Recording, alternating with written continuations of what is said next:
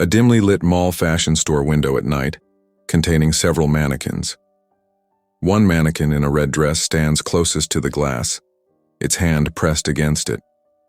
The lights inside the store glow faintly with soft neon pink and pale blue hues. VHS-style static lines overlay the image. No humans. Cinematic horror composition. The first patrol was smooth.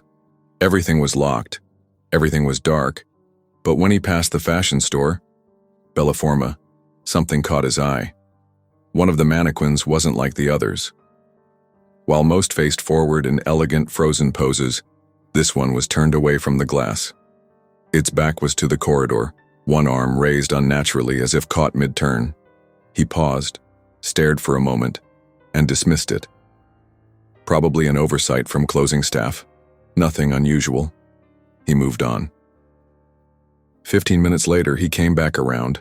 That same mannequin was no longer facing away. It now stood directly at the glass, head tilted slightly, one hand pressed flat against the window, as though reaching out toward him. Thomas blinked. The lights in the store were off, no signs of entry. The door was locked. The mannequin hadn't moved. And yet, it had. At 1:40 a.m., he began to hear a sound, light tapping. Not mechanical, not distant. It sounded personal, like fingernails against a pane of glass. He followed the sound. It led him back to Bellaforma. The mannequin now pointed upward, its stiff plastic finger aimed directly at the corner of the ceiling, where the security camera sat, unmoving. Thomas felt cold. He called it in, but no one answered. He returned to the security office. Footage from every store played normally, except Bellaforma. That feed was offline. Curious, he rewound the hallway camera outside the store. Each frame flickered with corruption, but for a few seconds, something was visible. Between blips of static, the mannequin appeared in multiple locations. One frame standing by the glass, the next a few feet forward, then at the edge of the corridor. It was moving, or at least, it had moved. But there were no doors opening, no alarms, no footsteps. Thomas returned to the store. Now the glass door was cracked open. Inside, the arrangement had changed again. Several mannequins stood in awkward, twisted positions, not posed, but placed. One knelt behind a rack. Another leaned against a fitting room door. They looked less like displays and more like they'd been waiting.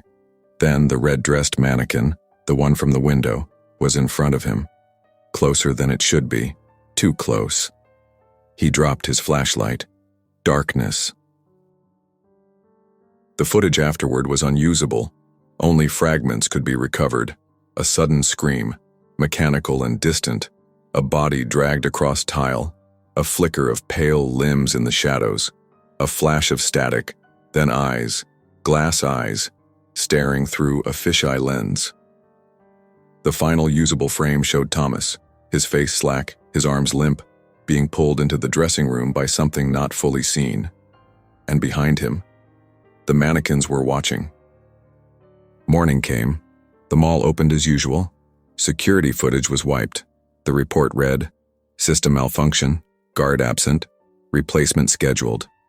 But in the display window of Bellaforma, beneath the glare of fresh morning light, stood a new mannequin. It wore a standard-issue security uniform. Its posture was stiff. Its hands were folded.